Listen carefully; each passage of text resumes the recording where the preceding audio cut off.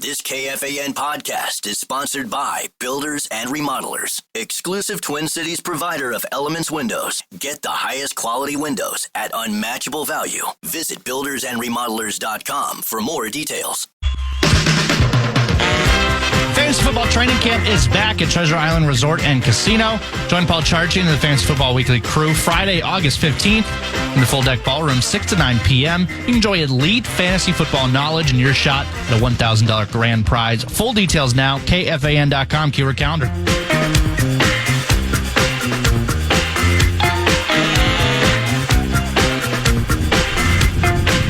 Breezy out here. A little bit on the breezy side of TCO, but it's adding to the comfort level. Definitely. Doesn't feel... I thought the CSI was supposed to go up all day into tomorrow. That, of course, the corn sweat index. That's what all the weather terrorists had said. Okay. It doesn't... Now, we have the a little bit of shade, but it doesn't feel... It's definitely been hotter, and I think it's been steamier. Yeah. Don't you think? Yeah, it's hot today, and it's steamy today. I think first week or second week we were here, there was one day where it was oppressive. It was Tibbs weather, as we call it. This is probably second, though, so I'm welcoming the breeze. I know it might be annoying for people that can hear it whipping through our microphones. We try to do our best to make sure that it doesn't impede too much of what we're trying to say. Correct. But it definitely has made it cooler. Do you think we could get this tent from Ultimate Events? Do you think they could just take it down and put it up over our bleachers in Carousel Park for the State Fair? I think the accurate answer is yes, but we're going to be told, no, there's a huge bureaucracy. It takes years of campaigning and lobbying to get to the place where you get that kind of approval. Yeah. I don't know if I've ever bought that, but that's what how many times have we been told that over the years? We've been told that a lot, but I'll be honest. This isn't big enough to go over the whole bleacher. No, it's not, but we could have like a VIP section. It's not that thought. People could pay $5 or something, donate to a charity. Yeah, it's and not a sit bad in the idea. shade as opposed to waiting for the trees, the shade to come from the trees in like those two corners of the bleachers. That's the other thing we should have done 15 years ago when we started talking about the awning. We should have just planted a couple of trees that they didn't know about and let them grow naturally to create the shade. There probably would have been. They would have been full grown now too. Yeah, but they wouldn't have known. You don't think they would have known the difference? I don't think so. I don't think know they're every counting nook and cranny in that. That's place. true. They're so anal. Are you kidding me? Yeah, I suppose. Hell, they got us knocked off the air last year when Zimmern was ripping them. Remember? I do. In fact, I talked to Andrew Zimmern about that at Taste for the Tour, and that was maybe top 5 Zimmern too. He was on a roll. Really? He was great that day. Remember Shecky Green stuff? Well, he just came in. He was hot. Oh, you mean with us? I thought you meant not at Taste for the Tour, just with us. And then the next thing you know, the speakers are out. Yeah. We're not on the radio. Then we're only on for the people in front of us, and then the batteries on those speakers went out. So then it was just the three of us talking. We had nothing. That was a unique day. It was very unique. That was a unique day when a circuit just blew out half the fair by the grandstand. Hope that doesn't happen again. Hopefully we're ready for it. Tweeter Bob, who is, by the way, for the record, a general manager with the Ingstad, Minnesota Radio Network and communication/marketing consultant. Father, Iowan. That's quite a biography. Bob Bruce. Here's what he says. We had smelling salts in the sidelines in high school in western Wisconsin in the early 80s and at Wisconsin lacrosse in the mid to late 70s. Wouldn't it be... Wait a minute. Did he go to high school first, then college? Isn't Wisconsin lacrosse a college? Wouldn't it be after? I'm confused. He said most schools did. They were like uppers in Major League Baseball. Yeah. They were everywhere. So that's a long time ago. So that's what I'm trying to figure out now. What the protocol is, because my assumption is, like you said, schools are out of this business. Well, they should be. But does that mean coaches can't, with a wink, have their own supply? And if the quarterback gets his bell run, say, "Here, Johnny, you need a little hit." I'm That's sure what I'm there's trying some to figure coaches. out. Yeah, I'm sure there's some quality control There's coaches. There's got to be some coaches who are doing that kind of thing, right? I have to believe that's the. So Tatum Everett. Are we learning anything, by the way, from practice? Well, not really. Now we're doing some 11-on-11 stuff. So Tatum Everett from Vikings Entertainment Network has crashed our table over here. Yes. She doesn't like the sun, apparently. Which is fine. Yeah. You know, the one thing that I've never seen on VEN, a day in the life of Bagley. Look at Bagley over there. Just straight ahead. I mean, he's always smiling. I know he's always living the dream. He's always got great guests. You know, he's always got big dignitaries. I think Governor Walz was here today. He's the only reason the team is still in Minnesota.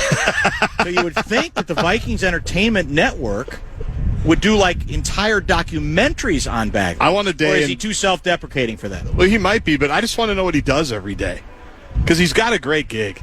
I mean, he's just always walking around training camp like he owns it, which he kind of does because he helped build this too, as well as with Kevin Warren. There's no question. I just love it. I just love it. I'm looking at StarTribune.com, Chip Scoggins' headline on his most recent column. I haven't read it yet. How can Twins fans ever trust the Twins again? Well, the answer, I could have written this column. They can't. And they never will. Hit 30 button, full stop, it's over. Right. In all seriousness, it's over. There's nothing else. Of course they can't. At least with this ownership. That trust will never be.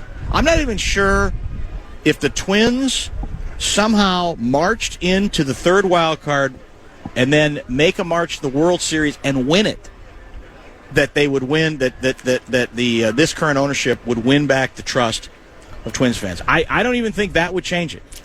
No, it wouldn't.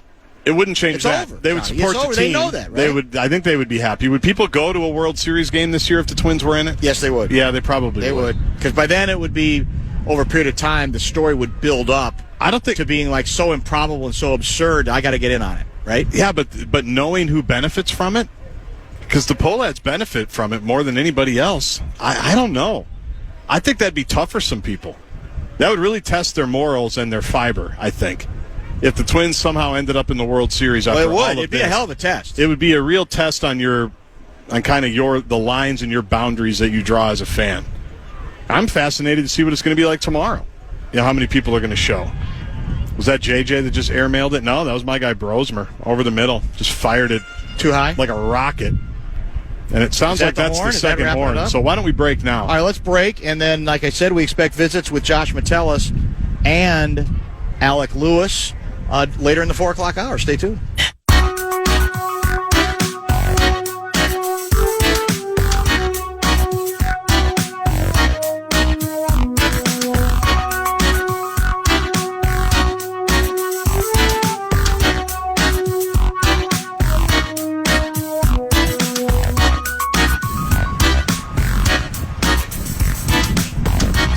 Looks like today's practice sessions are wrapping up. We've got we got maybe a couple of position groups. They're still hanging, talking together. We expect Josh Metellus to be brought over here very shortly. I did ask team physician Dr. Sheldon Burns if he could spare me a couple extra pops, for the ammonia capsules. Yeah. And he pretended to not have any. Right. He pretended. You didn't say the right code word. That's true. That might have. You got to know the right code word for all these guys. Very true. Alec Lewis is going to join us later. Who are the Jackals talking to? Or who are they waiting for today? I think is the head coach after today or no? No, he usually talks before. Yeah. He doesn't usually do much after. I think a lot of times it is kind of old training camp where guys that are walking into the locker room, you can just say, hey, do you have a minute or two? Ah, okay. And guys will stop. I still think that happens. Here we go. Maybe Alec Lewis can tell us that, too, because that used to be the bit of Mankato. Remember, we would stand on that little walkway. Very true. And, hey, Christian Ponder, you got 2 seconds? And then they would talk. He wouldn't have been at the top of my list to talk to. I don't know why I thought of him, but did we ever have him on? Ponder? Oh, yeah, we had him on. Did we have him on? Yeah, we definitely did. I don't think he was as good an interview as Josh Metellus. No one's as good an interview as Josh Metellus. How you doing? All right, how are you? Nice to see you, John. Put the old headset on, and we'll. Thanks for coming to see us. We appreciate it. We were just talking about the difference between a boring football player interview and an interesting one. You're fortunate enough. So, how hard do you try to be interesting and cooperative? Because, I could see there's days where you got to go, God, I don't want to talk to these goofballs anymore. It's not, what am I really going to get out of it? But it seems like you're pretty earnest about it. And then there are other players that are just, you give up on after a while. And you go, it's not, don't even bother because, and I think in some cases it's not that they're mean. It's just that they don't really have much to say. They just don't. There just isn't much there. Yeah, I would say, don't get me wrong, we all get in that mindset. It's sometimes it can feel tedious, when you just, for us, we're playing a game that we love, and then, obviously it comes with a lot of extra curricular activities that we weren't used to when we were growing up. But me, I'm always where my feet are, and once I get going, it's hard to stop. That's true. That's the beauty of it. Yeah. Like once I get going talking, it's hard for me to stop. I can never just not be myself as well. That's where you get the interesting, mysterious. I don't even know what to call it, but the persona I would put out there. I'm just that kind of guy, man. Have you always? I mean, you think this has just always been you, or were there a couple of occasions where the light bulb went off and said, "Hey, let's have fun with this. I don't have to make this that tough." I think that's always been me. I mean, I kind of went through one of those phases where I was the guy who was always just, let's work hard and don't smile, But I kind of grew out of that fast just because it wasn't natural. But I've always be yourself. I've always been around coaches who stress being yourself. While still being able to work diligently and get stuff done. So man, I'm always gonna be myself. I think that's the cool thing about this league and this job, that where I can be my full self and get praised for it or not get praised for it and still be able to just play the game that I love. At a peace of mind. So I will always be thankful for this game and the platform. For me be able to just do stuff like this. Congratulations on the new deal. Thank you. And your comments struck me at the time that you made a big point of saying this is the place, this is where I want to do it, and even your aspirations for this town, which as you well know has been waiting forever to make a run and to get to that final prize, the Super Bowl. Why so? What has struck you about your time here that has made you be so declarative about that? Man, I think it's the community. It started from the time me and my wife, we first moved into an apartment, to moving into a townhouse, until our now community, and just over the years, just more and more, the more time we spent out here, we just felt more and more love and more whether it was at basketball games, out in the grocery store, in my yoga studios. It's just constant love, constant, hope, and, it just makes you want to go out there and work hard and help people, get that feeling. I know my neighbors, first people that come to mind, just, people who diehard Vikings fans or diehard, just not even Vikings fans, all three sports. Sure. All three major sports, to just be that locked in and, to not reap the benefits, but to still put in the effort. It's kind of like, what we're doing out here. You don't always get glory, but, you're putting in work every day, knowing that someday it's going to come back. And I just, I'm as a hard-working blue-collar man myself, I cling to that, and the love and the familiarity, I get around here. You can't beat it. My family loves it, and that's the really biggest thing. My family can feel comfortable laying their head here every night of the year. I don't got no problem with it either. So, like I said, this is home, and, the contract, just helps solidify that, because by the time this contract finishes, it'll be almost a decade I've been out here, and if I can't call this place home, I can't call any place home. Did you sense it was coming together, or did you ever have any period where you kind of wondered, all right, I'm not sure how this is going to go? Yeah, I think, a big thing, obviously, was just logistics and numbers. Both sides, they knew where I stood. They made it very clear. Even times before we were even starting negotiation, that they wanted me here for the long haul. So, it was just a matter of, getting everything, paperwork to match up. But, I had faith. They knew I wanted to be here, and I knew they wanted me to be here. So it was just a matter of time. So give me a sense of whether, how, roles can change from year to year as you get more comfortable and maybe get more comfortable with the defense, and maybe the coordinator gets more comfortable with changing things up, or trying some new things. So, and you also have some changes in the secondary from a year ago as well in terms of your safety partner. So, and I know you're more than a safety, but how has it evolved? Do the responsibilities look about the same as last year? Are there some new wrinkles here that fascinate you? What can you tell us? I would say there's always some fascinating things when you get flow enough time to just, lock yourself in a room and think. But I think the big part about it is the personnel, man. If you just go back to every year we've found a different way to use the personnel that we've had. Obviously this year is different. and the personnel is different, which means you can probably expect different things because we're not going to force a scheme or something that worked for one group of 11 guys, and if it's even one of the 11 guys isn't there, now we have to figure out what works best for all 11.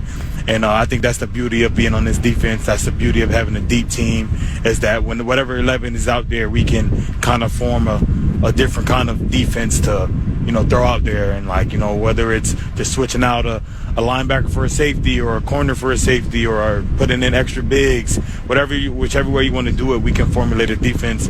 And I feel like we finally have a deep enough team to keep that going throughout the year, so it'll be very fun to see these preseason games, to see the young guys step up and get after it, and and something that's not as crazy as what we do, something more, just allow guys to just think about it and go, which is always good, because when you get a guy to just play ball, you get his true sense of his abilities and where he could be headed. So it's going to be a fun year. Definitely can expect new stuff in this defense, forever changing, especially with the new guys we brought in, and the couple guys that we want to highlight. So it'll be a very fun year. Josh Metellus kind enough to join us after Vikings practices today at TCO Performance Center. So you guys added, obviously, considerably along the defensive line, more options. So the assumption I think a lot of people have, too, is that obviously you guys, you're a good blitzing team. You have been, and it can be a very effective weapon. But there's also luxury to, if we get the kind of pressure we want and are able to drop 7, that is even better for us defensively as well. Is that, you think, part of the hope in the changes, the big additions you guys made along the line of scrimmage, is then giving B-Flow more options to say, let's make it tougher in the passing game. If we're getting the rush from 4, and we can drop 7, that in itself can be a complicating factor for opposing quarterbacks. Yeah, for sure. But at the end of the day, Flo's always going to be that aggressive nature kind of guy. Yeah. So we'll never stop blitzing. But just being able to never be one thing, and always being able to switch it up is definitely going to be able to help. I think our front 7 is really, really good, and I don't want to blow too much steam. And they know how I feel about them. But if they keep doing what they've been doing in camp, and they translate that, it's going to be a very fun year for Flo and being able to call plays. Are you? From afar, we've been here several days. There's been a lot of talk that at the line of scrimmage, you guys are winning right now a lot of battles. Now, a lot of times early in training camp that happens, defense over offense. But are you frustrating the offense a little bit? What do you see? I think that's our job, though. We call ourselves top of the line defense, and you can't be a top of the line defense if you ain't getting your offense ready to play against that kind of thing. So it's been fun beating up on the offense a little bit, but they've thrown their punches too. They got great guys on that side, and it's all about chemistry. I would say our chemistry level, is just, especially coming into camp, was just a little bit more higher than there was, just because we just added a couple pieces, not too many changing parts there. So definitely they're just building that chemistry, and people can expect the offense to be throwing a lot of punches, and it won't be just getting whatever you guys been seeing. I don't even know what's been the word out there, but I think the offense looked pretty good, to be honest, especially running the ball, looking very physical downhill, a lot of movement at the line, especially you're talking about tight ends, young guys, and even moving down the O-line. I think the running game has definitely been looking really good. So that's where my head is at. Well, it's interesting you bring that up, because I feel like the emphasis this whole offseason has been, we want to be maybe a little less finessey and a little bit more physical, the way the Rams game went, for example. And obviously you guys made changes on the defensive line, or additions, and the offensive line as well. The head coach, KOC, told us again, I have to call a different game with this quarterback to let him get his feet going, and a belief that we've got to run better in the red zone. And I just get the sense that there's a lot of discussion about, we want to be maybe a tougher team than we've been before. Do you agree with that? I wouldn't say necessarily tougher. I think, you go back to the first year KO was here. That next year, we kind of changed our football philosophy in terms of, being attacking, aggressive team, you know, through and through. And whether that was, even though our schemes are crazy and they very complex, they're still very much aggressive and high risk, high reward kind of things. So, you know, I think the nature of this team over the years has been more aggressive, but then, you know, you want to talk about being multiple and not just being one dynamic. Right. And I think that's where the running the ball comes into. You know, we have to run the ball 35 times a game. You know, being able to do that is, you know, what the option and the stuff, you know, we've been trying to build. And same thing on defense. If we have to play man coverage all game, you know, we kind of build our team to do such, or we have to play coverage all game, we'll do that. The offense has to throw the ball 40 times a game. We know they can do that. So I think it's just more about, you know, being able to just have the options so you don't get one-dimensional in situations like, you know, what happened in the past couple of years in the playoffs or, you know, at the end of the season. So, yeah, I mean, we put ourselves in a good spot. I mean, obviously now it's just about getting those reps and, you know, building that chemistry and then putting it all on paper, you know, take it to the grass on Sundays and Monday night in our case, week 1, and, you know, getting that actually, the stuff we talked about and getting it out on tape. And, I mean, I'm excited, man, just as everybody over here is, man. It's a good time to be a Vikes fan, and I hope the people feel it, and I hope that energy flows through the stadium because we're going to come out booming this year. Well, a couple last items for you. We talked with Grenard, one of your teammates, either last week or the week before, and he was pretty honest about saying that he couldn't even watch the tape of the Rams get the playoff game for like 2 months, I think he said. And that's, I'm curious, because it obviously stuck to him in a big way. He's talked about, you know, the shirts he's come up with, your mantra this offseason. More is required. What about for you? Was it hard to get over that thing? Yeah, it is. I mean, we've had nasty takes to the season every year, you know, since KO and them have been here, you know. So I think a lot of that does stick with you, and I know it took me a long while to watch that just because, you know, knowing what could be the last time you and a group of guys play together, you know, it's just hard to watch that one last out. But yeah, I mean, it was tough, but I mean, I think now we're just more hungry than anything. Just knowing that wasn't our best ball, man. Like, we played so much good ball that year and then not play our best when it was required. That's, I think, what's hurt the most about it. But hey, man, we get another opportunity. You know, we get a lot of the same guys back. And we're still chasing the same goal. So happy to be with a guy like JG who can feel that feeling and, you know that he's been working towards getting back to that spot just like I have and just like Harry, Zay, everybody has throughout the offseason. And now it's about putting that back together and using that to fuel us going forward. This offseason, what's the best thing you did to get away from it and to relax? Hawaii. We spent some time in Hawaii. That was amazing. First time out there.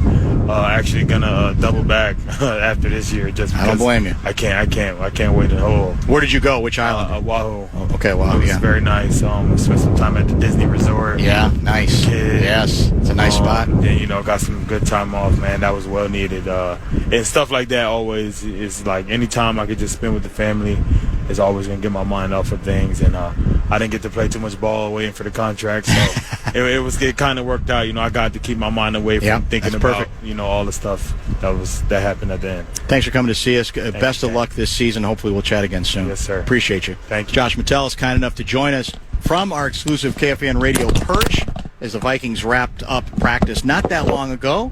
Alec Lewis will be among our guests later in this hour as well. Don't go away. It's the Lynx and the Washington Mystics tomorrow. Tip-off at 6:30 p.m. You can catch every play, every bucket, every big moment, as always, right here on the Fan and the Lynx station on the free iHeartRadio app.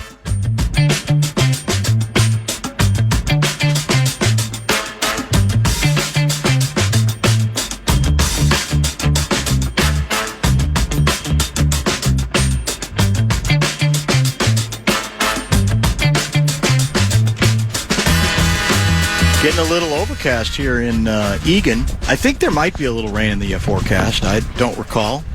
A lot less oppressive than it was earlier today. A little bit of a breeze. It's nice. We're in Eagan, TCO Performance Center, where the Vikings wrapped up practice. We just had a nice conversation with Josh Metellus, the Vikings, I call him monster back, and guy who plays basically several positions, a little bit of safety, a little bit of linebacker, a little bit of everything. and they obviously have big plans for him in the wake of the big contract extension news as well. We expect a visit here shortly from Alec Lewis, who covers the Vikings for The Athletic as well, and we'll get his ready-made instant reaction to today's session and get to some more global things involving this team that go beyond any single practice as well. If you have questions for him, hit the X machine, Dan Barreiro, KFAN, if you'd like to pass along a question or two. He was electric on the Friday Football Feast the day after the Twins trade deadline. Is that true? As a guy who used to cover ball in Kansas City, Alec Lewis, a former ball guy, he was electric in his praise for the Pohlad family and what the Twins' plans were long term. You basically lectured the rest of us that we're all idiots for even bothering to rip the team on that basis, right? I had no idea. I mean, I get to the studio. I never have any idea when I'm on with PA. And I get to the studio, and it's like, all right, Twins talk for an hour. Yeah.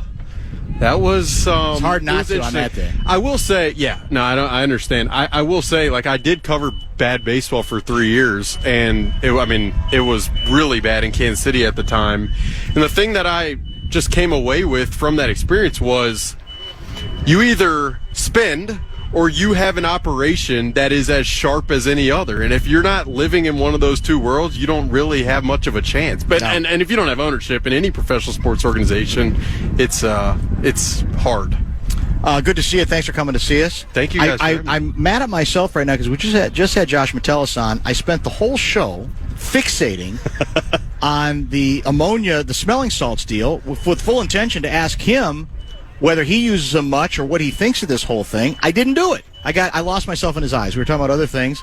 It's a very charming interview, as you know. He always is. So I'll ask you, because there's been an interesting sequence this week where the original announcement made it sound, I think, to most people like, well, smelling salts are gone from NFL sidelines. Then we get the clarification from the Players Union that, not so fast, my friend, the teams aren't going to make them available, but players still can. So how much insiding have you done on this, and how big a deal is it for players if they were literally deprived of this crutch? Yeah, haven't done a ton. When that first broke, I did get a text from someone who, let's just say, stands on the sidelines during these games, and it was like, no, like that type of situation. And then when the report surfaced yesterday, the reporting, that was pretty clear, became aware by everyone. When that surfaced, the same person was like eye emojis via text. So, people, I that's probably the extent of the work I've done around it. But it is interesting, something that I haven't really thought a lot about. No. That it's as prevalent and sought after and enjoyed as those things seem to be on the sidelines. But I mean, you know this when you are in the locker room after these games, the intensity and the adrenaline of these guys. I mean, it is not a normal environment. Nothing normal about it. No. I mean, at all. Like that's the one thing when I walk into the locker room post game. I mean, I remember last year after the Packers game, I believe it was week 17. Harrison Smith, they played man coverage like 50% of the time that day. Matt LaFleur was thrown off, and Harrison Smith and Stephon Gilmore were sitting there, and you could tell that they were wondering, will we be able to walk this next week? And that was the week before the Lions game, obviously. So it was one of those.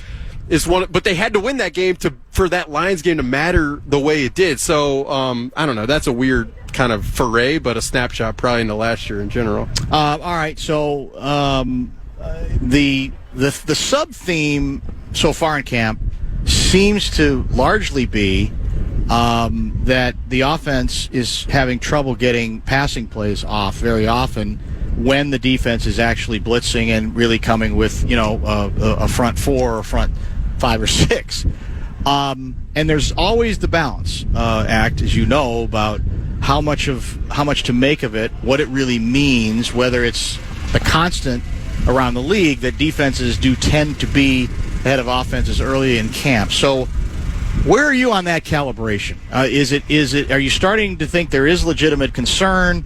Are you seeing enough progress from the offense to say, it's back and forth, the defense a little better, but we're not in a position where people should be panicking yet. Well, I go back to last year in Cleveland at joint practices, and it was the day that Kevin O'Connell spoke to the media announcing that J.J. McCarthy had torn his meniscus. And that day on the Cleveland Browns practice field, the offense was atrocious. It was terrible. Sam Darnold, I'm not sure if he threw interceptions that day, but I recall Zadarius Smith, who used to be here on the sideline of the Cleveland Browns team, just like clowning the Vikings offense that day. And so coming away from that practice, my young self gets all animated, and I'm sounding the alarms. And then obviously things happen the way they do. So that, thankfully, I had that experience. So I enter these practices at this time of year trying to calibrate myself, knowing that these are the most minuscule data points ever. Now, I will say, having conversations with people, this pass rush has been menacing. It's been a problem. They haven't been able to figure out. Maybe the first time of this entire training camp where you felt like the pass protection did a good job was today in the Shells practice 7-on-7 drill with the twos, where Sam Howell looked as good as he has this entire training camp. And after that, and I mean, sometimes you're not supposed to hear or listen what coaches say, but you heard Kevin O'Connell go to those guys and be like, great pass pro. That made that happen. So for me, that's been the overwhelming takeaway is this front seven has been beyond what it's been over the last 3 years, and the talent is, I mean, unquestionably better. You talk to anybody, you watch it, it doesn't take a rocket scientist to figure that out. And so that complicates the evaluation of the quarterback, who I've thought has been up and down. Not to any grave concern. He hasn't wowed me like crazy. It hasn't concerned me like crazy. It's been up and down. There have been good plays. There have been bad plays. But when you don't have protection, as you guys know way better than I do, having watched this team much longer than I have watched this team, you don't have a ton of a chance for it to look pretty. Who's going to be the receiver that provides the sort of production we've become accustomed to enjoying, or the Vikings have with Addison out the first 3 games? It's a great question. Had you asked me this 2 weeks ago, I would have, quickly answered Jalen Naylor. But you see him out here today, it was kind of a weird situation. He's wearing a red jersey. I haven't got an inclination on what that is. Maybe there's some concussion symptoms or something. That's really all that we could think of. I just give him some smelling salts. What I do, put him back out there. That's just me. Yeah. But Jalen Naylor throughout this camp, he looks good from a body perspective. He looks very good.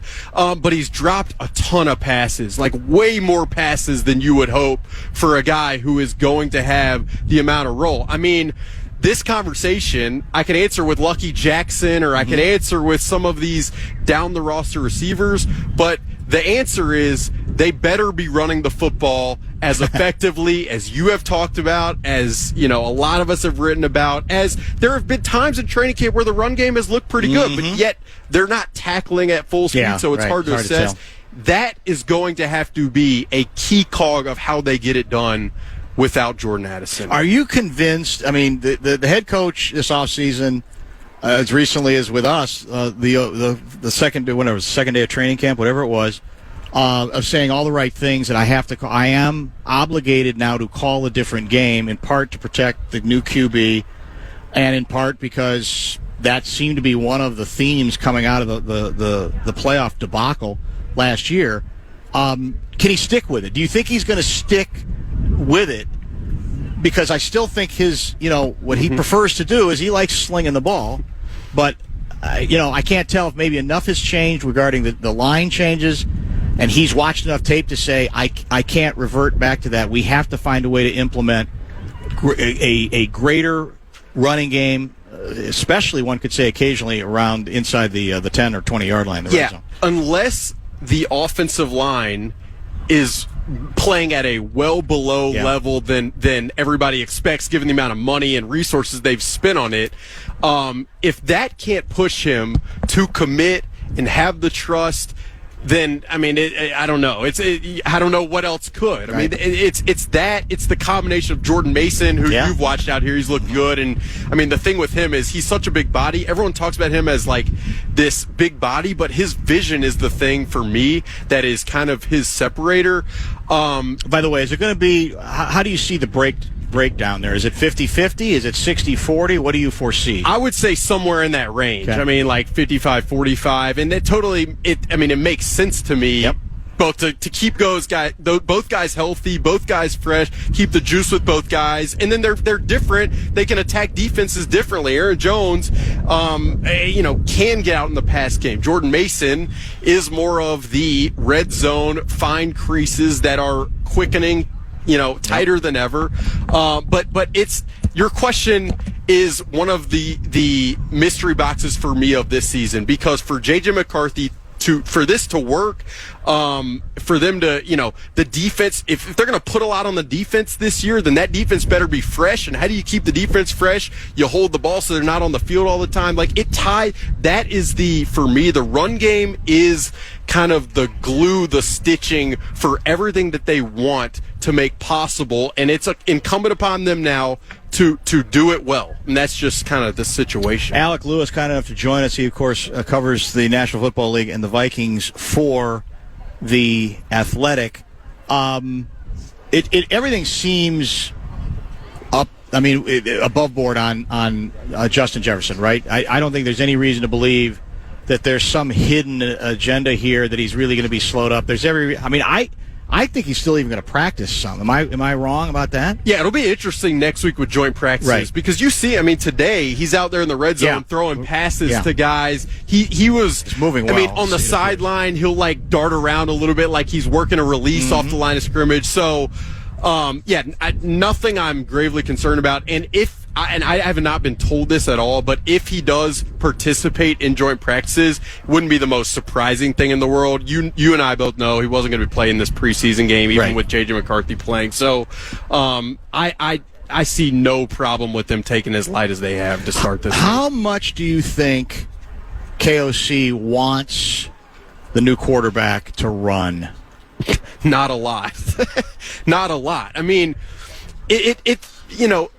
when there is man coverage and defenders are turning their backs and he has a window, sure. You got to do it. But JJ made a point of saying this on Wednesday, and I thought it was apt, and it felt like it was coming directly from a quarterback meeting. He's like, when I do run, slide. Because that is the thing Monday night, even as he's scampering out of the pocket, it felt at time. Now, should he be sliding in training game practices? I don't know, but it doesn't look like he's in position to execute a slide very well.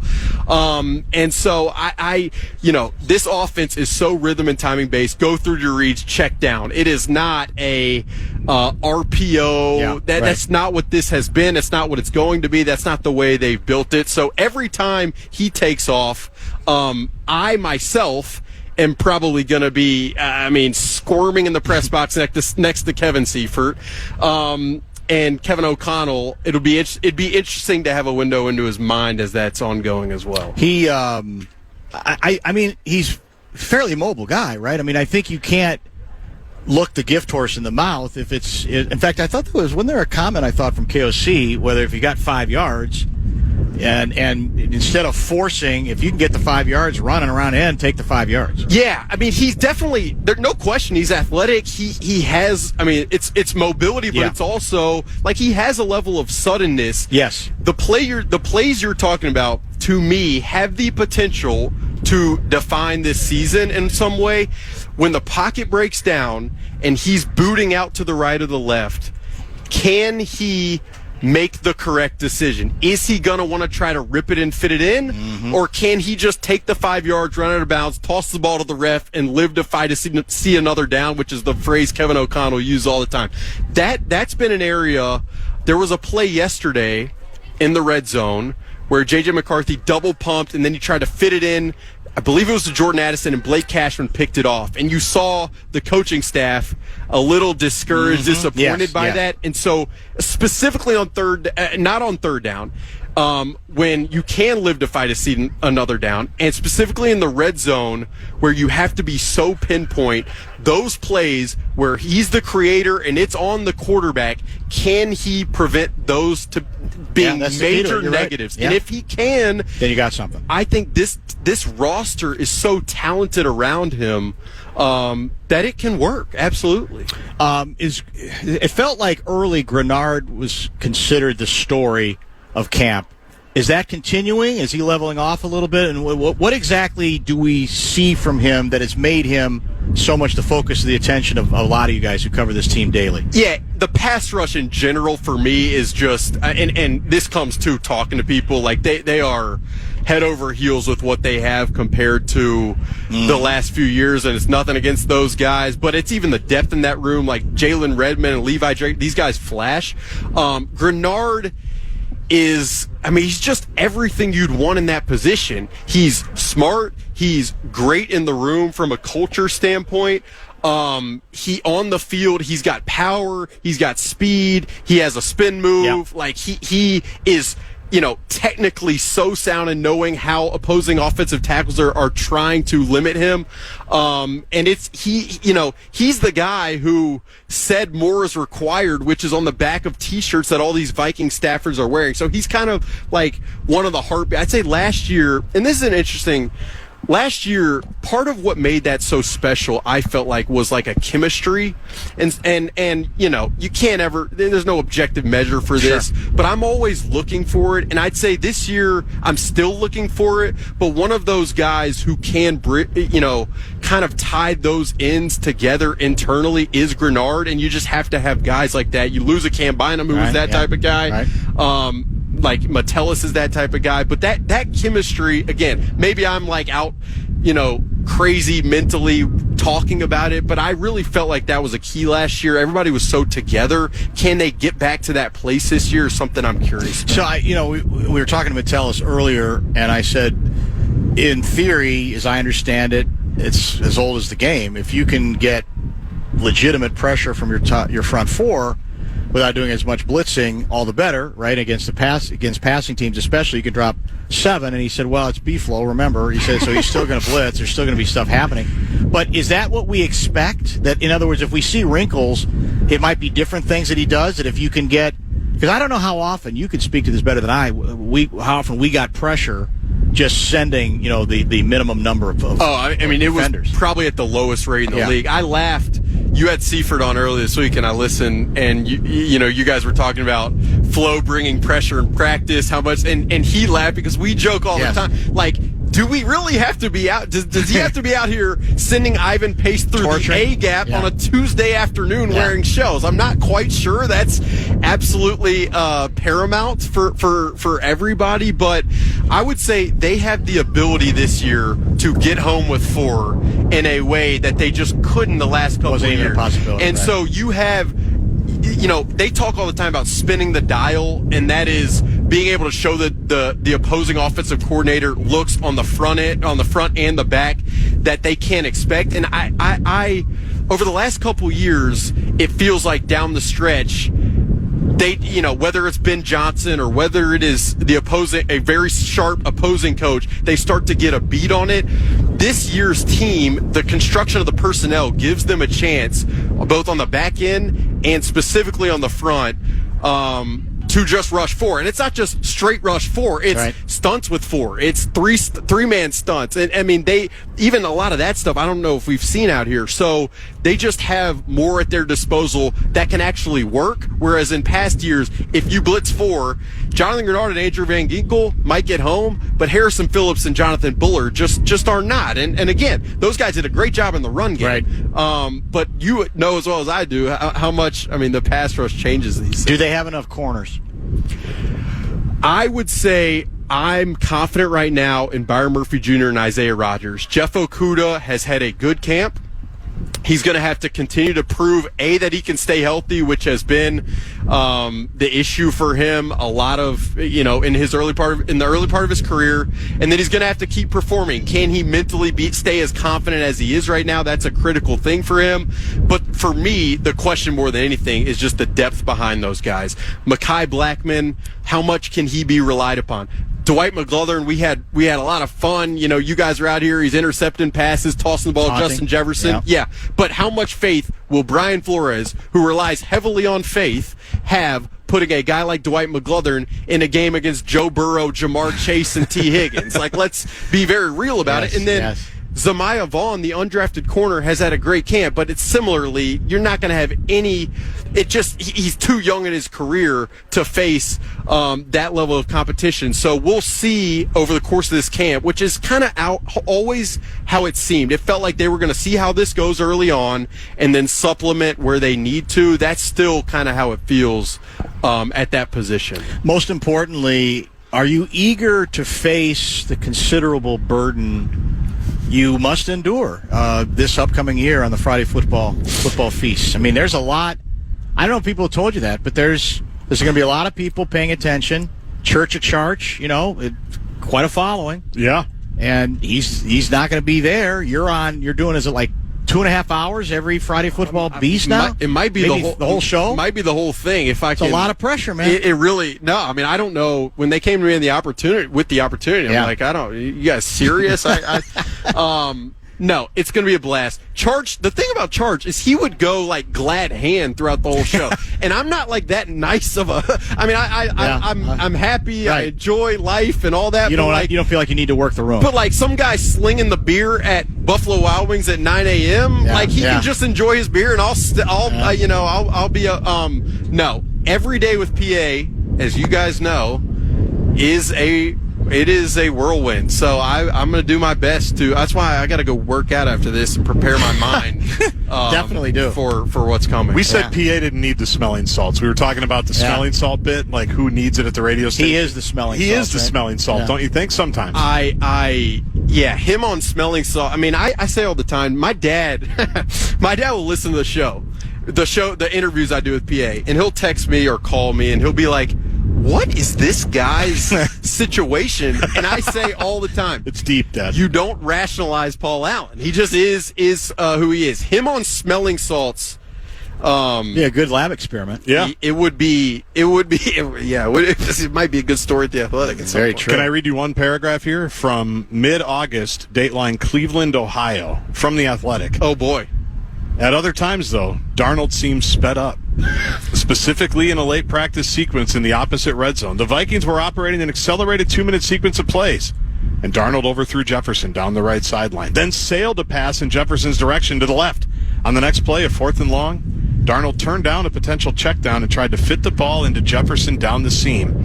The pass was picked off, ending his day. The truth cannot be. I mean, everything you said is accurate. Now, hold on. In the paragraph before, I was probably overriding. Darnold placed the ball perfectly.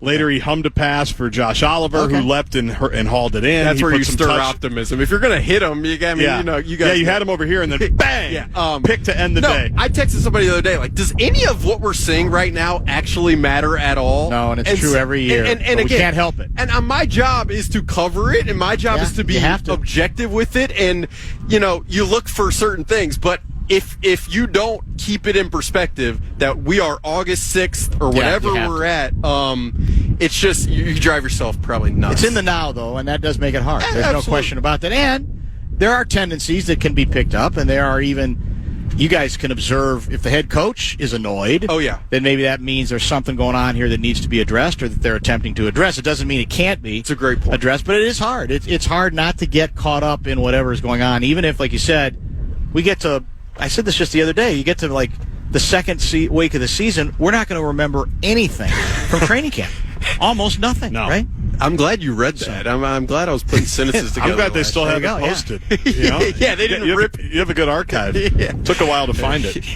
Thanks for coming to see us. Always. Thanks, appreciate the help, and we'll be in touch because now preseason for the Vikings starts Saturday afternoon, right? Absolutely. So at least it's still preseason, but you get these are all thresholds. That's the way I look at them to get to the regular season when you can actually start reporting with a straight face. Yeah, You know what I'm it'll be fun to be in there. I like, as much as I do sometimes joke, I am still that grateful kid who somehow has the opportunity that I have. It's and I say this seriously, when you work alongside John Krasinski, you got a good group. Michael Russo, Aaron Gleeman, Dan Hayes, Joe Smith, it keeps you up at night to make sure you're working as hard as you can. So thanks for having me. It's Absolutely, always a pleasure. Thanks, man. Good luck tomorrow. Alec Lewis. Well, wait a minute. What's tomorrow? Friday football feast. We're doing 2 hours. Oh, you're doing the feast tomorrow? I guess he said he would text me. Oh, I didn't know that. But this I is didn't the even thing. realize I'm that. like trying to plan my whole day, and he's like, "Yeah, I'll text you." And he's out here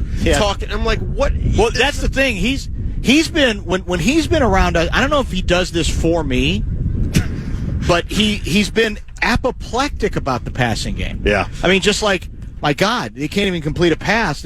He's got no time. He's rushing everything. And then somebody said the other day he was like defending McCarthy and saying, "Stop! People are overreacting." So I'm wondering if that's the bit with me. Absolutely. He knows what I want at the shock jock. Might be. So some of it is he's playing to the time of day. Well, remember when I did the completion, I go, that was a nice completion, and he was sitting one chair from where Alec is, and he's got his hat on, and he just goes, "Would have been a Grenard sack." Yeah, that's right. He did. That's all he said. Very, very true, David. Thank you guys for having Thanks me. again. Alec Lewis from The Athletic. We got Top 5 at 5. What's it going to, I assume it'll include all the basics? Well, there's really nothing going on in local sports. Yeah. There's something that's happening at Citi Field that here the Twins could never do. And what do crypto and the crypto bros have to do with the things that keep getting thrown on the court at WNBA games? A bizarre athletic deep dive that we have to spend some time on. That's a hell of a tease. All that's coming up next.